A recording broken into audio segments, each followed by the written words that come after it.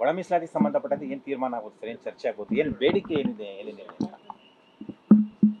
ಅಲ್ಲ, ಈಗಾಗಲೇ ಒಳ ಮೀಸಲಾತಿಯನ್ನು ಕೊಡ್ತೇವೆ ಅಂತ ಹೇಳಿ ನಾವು ಸರ್ಕಾರ ಒಪ್ಕೊಂಡು ತೀರ್ಮಾನ ಮಾಡಿದೆ. ಅದರ ಒಳಗಡೆ ಏನೊಂದು ಗ್ರೂಪ್ ಮಾಡಿದ್ದಾರೆ, ಕ್ಲಾಸಿಫಿಕೇಷನ್ ಮಾಡಿದ್ದಾರೆ, ಅದರಲ್ಲಿ ವ್ಯತ್ಯಾಸಗಳಾಗ್ತಾ ಇದೆ ಅಂಥೇಳಿ ಒಂದಿಷ್ಟು ಸಮಸ್ಯೆಗಳು ಉದ್ಭವ ಆಗಿದೆ. ರೋಸ್ಟರ್ ಮಾಡುವಾಗ ಒಂದು ವರ್ಗಕ್ಕೆ ಹೆಚ್ಚು ಸಿಗುತ್ತೆ ಅನ್ನುವಂಥದ್ದನ್ನು ನೋಡಿಕೊಂಡು ಈಗ ಅದ್ರ ಬಗ್ಗೆ ಏನು ಮಾಡಬೇಕು ಅಂಥೇಳಿ ಚರ್ಚೆ ಮಾಡಬೇಕು. ಮತ್ತು ಕ್ಯಾಬಿನೆಟ್ಗೆ, ಯಾಕೆಂದರೆ ಈ ಡಿಸಿಷನ್ ಆಗಿದ್ದು ಕ್ಯಾಬಿನೆಟಲ್ಲಿ, ಅದಕ್ಕೆ ಬೇರೆ ಏನೇ ಡಿಸಿಷನ್ ಆಗಬೇಕು ಅಂದರೆ, ಬದಲಾಯಿಸೋದಿದ್ದರೆ, ಅಮೆಂಡ್ಮೆಂಟ್ ಮಾಡೋದಿದ್ದರೆ ಕ್ಯಾಬಿನೆಟಲ್ಲೇ ಆಗಬೇಕು ಅಂತೇಳಿ ಮುಖ್ಯಮಂತ್ರಿಗಳು ಕ್ಯಾಬಿನೆಟಿಗೆ ಸಬ್ಜೆಕ್ಟನ್ನು ತರ್ತೇವೆ ಅಂತ ಹೇಳಿದ್ದಾರೆ. ಹಾಗಾಗಿ ಅಲ್ಲಿ ಚರ್ಚೆ ಆಗಿ ಅಂತಿಮವಾಗಿ ಏನು ತೀರ್ಮಾನ ಆಗುತ್ತೆ ಅದರ ಪ್ರಕಾರ ಸರ್ಕಾರ ಕೆಲಸ ಮಾಡುತ್ತೆ. 15%ನಲ್ಲೇ ಒಳ ಮೀಸಲಾತಿ ಕೊಡಿ ಅನ್ನುವಂತಹ ಎಡ ಸಮುದಾಯದ ಬೇಡಿಕೆ ತೀವ್ರವಾಗಿದೆ. ಆಗ್ಬೋದಾ ಹೇಗೆ? ಇಲ್ಲ, 15ರಲ್ಲಿ ಏನು ನಾವು ಹಿಂದೆ 56% ರಿಸರ್ವೇಷನನ್ನು ಕೊಡಬೇಕು ಅಂತ ತೀರ್ಮಾನ ಮಾಡಿ ಅದರಲ್ಲಿ 6, 6, 5 ಅಂಥೇಳಿ ಮಾಡಿದರು. 6 ಒಂದು ವರ್ಗಕ್ಕೆ ಮತ್ತು ಅದರ ಜೊತೆಯಲ್ಲಿರ್ತಕ್ಕಂಥ ಸಮುದಾಯಗಳು. ಅದೇ ರೀತಿ ಇನ್ನೊಂದು ಸಮುದಾಯ ಬಿ ಕ್ಲಾಸಿಫಿಕೇಷನ್ ಮಾಡಿದರು. ಅದಕ್ಕೂ ಕೂಡ 59 ಉಪಜಾತಿಗಳು ಸೇರಿಕೊಂಡಿತ್ತು.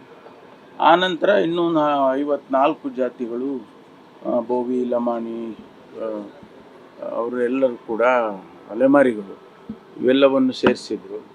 ಅದರಲ್ಲೇ ಸ್ವಲ್ಪ ಗೊಂದಲ ಆಗಿತ್ತು. ಅಂದರೆ ಅಲೆಮಾರಿಗಳಿಗೆ ನೀವು ಕೊಟ್ಟಿಲ್ಲ, ಸಪ್ರೇಟಾಗಿ 1% ಕೊಡಿ ಅಂತೇಳಿ ಅವ್ರದ್ದು ಬೇಡಿಕೆ ಇತ್ತು. ಹಾಗಾಗಿ ಕೋರ್ಟಲ್ಲಿ ಕೂಡ 56 ಆಗೋದಿಲ್ಲ, ಇಂದಿರಾ ಸಹಾನಿ ಕೇಸ್ನಲ್ಲಿ 50ಕ್ಕೆ ಸೀಲ್ ಮಾಡಿದ್ದಾರೆ. ಅದ್ರ ಮೇಲೆ ರಿಸರ್ವೇಷನ್ ಕೊಡೋಂಗಿಲ್ಲ ಅಂಥೇಳಿ ತೀರ್ಮಾನ ಆಗಿದೆ. ಅದರ ಪ್ರಕಾರ ನೀವು 56 ಮಾಡೋಕ್ಕೆ ಬರೋದಿಲ್ಲ. ಒಂದು ವೇಳೆ 56 ಮಾಡಬೇಕು ಅಂದರೆ 9th ಶೆಡ್ಯೂಲಲ್ಲಿ ಕಾನ್ಸ್ಟಿಟ್ಯೂಷನಲ್ ಅಮೆಂಡ್ಮೆಂಟ್ ಆಗಬೇಕು.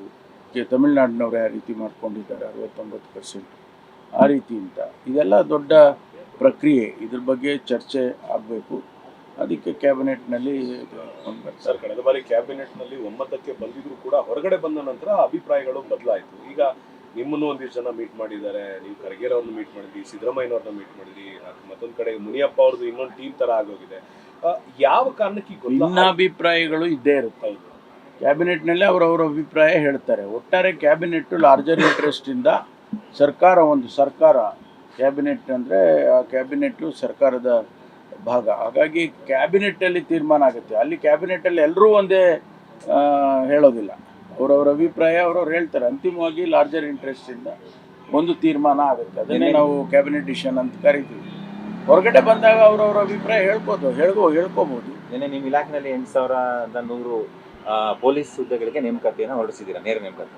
ಒಳ ಮೀಸಲಾತಿ ಅಪ್ಲೈ ಮಾಡ್ಕೊಂಡಿಲ್ಲ ನಿನ್ನೆ? ಇಲ್ಲ, ಅದು ಈಗ ರಿಕ್ರೂಟ್ಮೆಂಟ್ ಮಾಡಲೇಬೇಕು. ಅದರಲ್ಲೇನು ಎಕ್ಸೆಪ್ಷನ್ಸ್ ಏನು? ಬಿಜೆಪಿ ಹೋರಾಟ ಯಾವ ಇಲಾಖೆಗೂ ರಿಸರ್ವೇಷನ್ ಎಕ್ಸೆಪ್ಷನ್ ಕೊಡೋದಿಲ್ಲ.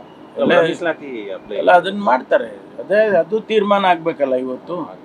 ಇವತ್ತು ತೀರ್ಮಾನ ಆದಮೇಲೆ ಮಾಡ್ತಾರೆ.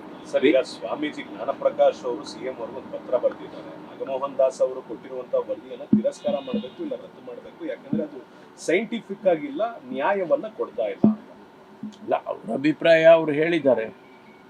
ಅವರಿಗೆ ಏನು ಅನಿಸಿದೆ ಅನ್ನೋದನ್ನು ಅವರು ಸ್ಪಷ್ಟವಾಗಿ ಮುಖ್ಯಮಂತ್ರಿಗಳ ಗಮನಕ್ಕೆ ತಂದಿದ್ದಾರೆ. ಹಿಂದೆನೂ ಕೂಡ ಅದೇ ರೀತಿ ಆಗಿತ್ತು. ಆದರೆ ಅಂತಿಮವಾಗಿ ಸರ್ಕಾರ ತೀರ್ಮಾನ ಅಲ್ವಾ.